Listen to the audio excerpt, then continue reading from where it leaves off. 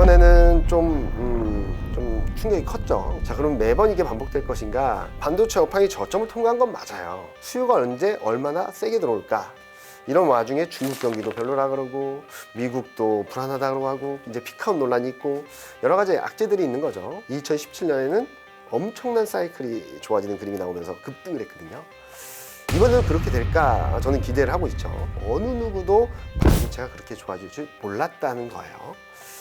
그래서 저는 시점의 문제지 방향성의 문제는 아닌 것 같다. 수요가 가시화된다면 실적 전망이 상향 조정되면서 주가를 끌어갈 것이다 라는 말씀 드리고 있고요. 고점 돌파 논란은 올해까지는 좀 지켜보자 라는 말씀을 드리고 싶고요. 2023년 4년까지는 좀 좋은 그림들을 만들어주지 않을까. 지금 사십시오 라고 말씀드리기 어렵겠지만 흔들릴 때마다 모아놓으 오신다면 내년에는 충분히 수익을 날 수 있다. 지금 내년 이익 전망 기준으로는 10배가 안 돼요. 사야 되지 않을까요?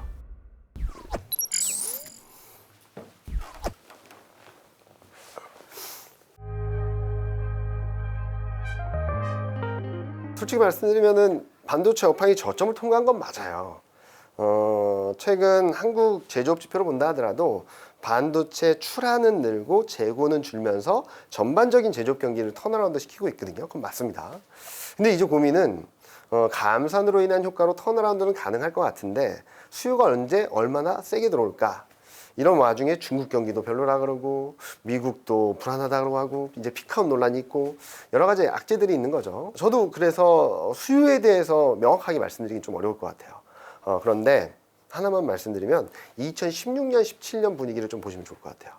2016년, 17년에도 2년 동안 반도체 업종 지수가 100% 이상 상승을 하면서 코스피 상승을 이끌었거든요. 그때 무슨 일이 있었냐? 지금이랑 굉장히 비슷해요. 2016년 초반에 감산을 했고요. 그러면서 하반기에 자연스럽게 턴어라운드 했고 2017년에는 엄청난 사이클이 좋아지는 그림이 나오면서 급등을 했거든요. 이번에도 그렇게 될까 저는 기대를 하고 있죠. 근데 이때랑 또 하나 비슷한 것 중에 하나는 2016년 하반기만 하더라도 어느 누구도 반도체가 그렇게 좋아질 줄 몰랐다는 거예요. 그래서 저는 시점의 문제지 방향성의 문제는 아닌 것 같다라는 말씀을 드리고 있고, 또 하나 비슷한 특징은 2016년 하반기 말에 아무도 수요에 대해서 얘기하지 않을 때 엔비디아가 말했습니다. 2017년에는 서버랑 데이터 센터 수요가 늘어날 거기 때문에 우리 엔비디아 실적은 상향 조정한다. 그때 아무도 믿지 않았죠. 그게 될까? 진짜? 그랬는데 이번에도 좀 비슷한 것 같아요. 지금은 중국 경기 불안, 그로 인한 미국 경기 피크아웃 논란 이런 것들이 눌러놓고 있지만 결국에는 저는 좀 좋아지는 사이클이라고 생각하고 있고요. 또 하나 이렇게 말씀드리면 많은 분들이 아니 현재 반도체 실적, 내년 반도체 실적 전망이 2017년, 18년 실적이 절반밖에 안 되는 것 같은데 어떻게 주가가 더 오르냐? 2016년 하반기에도 2017년 실적이 그렇게 좋을 줄 몰랐습니다. 지금 무슨 말씀을 드리냐면 지금 실적에는 수요에 대한 부분들은 거의 들어있지 않다라고 보시는 게 맞을 것 같아요. 그래서 수요가 가시화된다면 실적 전망이 상향 조정되면서 주가를 끌어갈 것이다 라는 말씀 드리고 있고요. 쉽게 말씀드리면 이런 거죠. 2016년 하반기만 하더라도 야 반도체 그렇게까지 좋아지겠어? 감산한 거 정도지 뭐 그랬다가 2017년 초를 지나니까 사이클은 이제 돌아서고 있어. 2017년 중반 가니까 이제 빅사이클이야. 그리고 2018년 초, 2017년 말 18년 초 되니까 우와 슈퍼사이클이다 라고 했을 때 주가가 끝났거든요. 이번에도 좀 비슷하지 않을까 생각합니다. 지금 아직까지 많은 분들이 의구심을 갖고 있고 저도 그런 부분들을 좀 확인하고 싶어하는 상황이긴 한데 그런 것들이 조금씩 가시화되고 변화되는 모습들만 보여줘도 실적 전망이 빠르게 올라오면서 주가 흐름을 끌어가는 그림들이 나올 수 있거든요. 그래서 2016년, 17년에도 16년에는 계속 검증 구간이었어요. 좋을 것 같은데 한번 올랐다가 쉬었다가 올랐다가 쉬었다가 올랐다가 쉬었다가 하다가 2016년 말부터 2017년까지 진짜로 수직 상승을 하다시피 했거든요. 그런 그림들을 저는 좀 열어놓고 있습니다. 아직까지 수요단에 대한 걱정들이 있긴 한데 저는 엔비디아가 말하는 AI 수요가 들어오면 엄청나게 좋겠죠. 그 외적으로도 교체 수요라든지 기본적으로 IT 기기, 그러니까 IT 산업들 성장을 하면서 수요가 기본적으로 늘어나는 것들이 있으니까 그런 것들만 있다 하더라도 저는 충분히 상승할 수 있는 여력은 높다라는 말씀 드리고 있습니다.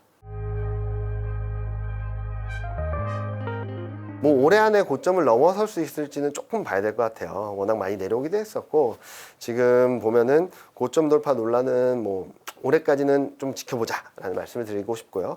내년에는 충분히 가능하다라는 말씀을 드리고 있어서 그동안 여러분들이 기대하셨던 주가 레벨, 그래서 저는 내년 중에는 2021년에 많이 고점에 사셨던 분들도 좀 수익을 볼 수 있는 구간으로까지 들어가지 않을까라는 기대를 하고 있습니다. 너무 걱정하지 말자라는 말씀 드리고 있습니다. 산업 사이클에 따라서 그렇게 될 수밖에 없긴 한데 이번에는 좀 충격이 컸죠. 예상보다. 그래서 감산을 결정했던 거고 감산폭도 굉장히 컸던 거죠. 자, 그럼 매번 이게 반복될 것인가? 반도체라는 게 제품이 계속적으로 업그레이드가 되잖아요. 그러면은 이쪽에 대한 수요가 있다 하더라도 이쪽에 대한 수요가 떨어지게 되면 재고가 쌓일 수밖에 없는 상황이고, 이런 것들을 빠르게 대응하면 좋겠지만 그 타이밍이라는 게 매번 100% 맞출 수는 없잖아요. 그런 게 어긋날 때마다 이런 충격이 있는데 2016년에 한 번 있었고 이번에 한 번 있었다라고 보시면 되겠죠.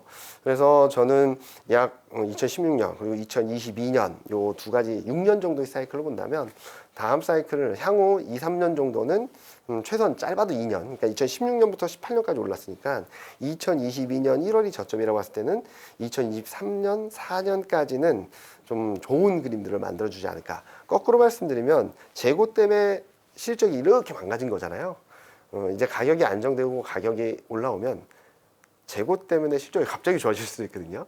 네, 그런 것들은 조금 열어놓고 바라볼 때가 멀지 않았다라는 말씀 드리고 있습니다. 다만 하반기까지는 많은 분들이 걱정하는 부분, 기대하는 부분들, 이런 것들이 좀 중첩되면서 좀 확인하려는 그런 심리는 커질 수 있는 점들은 좀 염두에 두고 보자. 저는 직전 고점 근처까지는 갈 수 있다고 하더라도 올해 안에 그걸 뚫고 가기에는 조금 확인해야 되는 변수들이 몇 가지 있다 정도로 말씀드리고 있어요. AI 관련된 산업들은 이미 막 육성되고 있고 활성화되고 있죠. 아직까지 저희가 생각하거나 느끼는 바가 좀 약할 수는 있겠지만 그러기 위해서는 또 뭐가 필요하냐면은 데이터라든지 데이터 센터라든지 서버라든지 이런 것들이 훨씬 더 많이 필요하겠죠. 이런 사업 사이클이 전반적으로 올라가는 그림들이 나올 수 있다라고 생각하고 있고, 사양도 업그레이드가 돼야 되겠죠. 이런 것들이 지금 당장 보이지는 않지만 좀 가시적인 흐름들이 내년 후년 가면서 좀 더 명확해질 수 있다라고 생각하고 있고요. 그럼 일각에서는 메타랑 비슷한 거 아니냐라는 걱정도 하시는데요.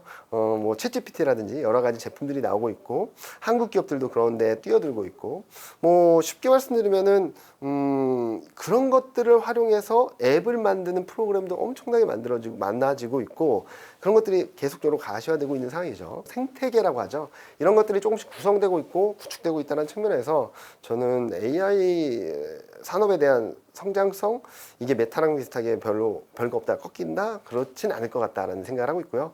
그렇기 때문에 엔비디아에서도 자기네들의 실적을 상향 조정하면서 거기에 대한 재평가를 계속적으로 하고 있다라고 생각합니다.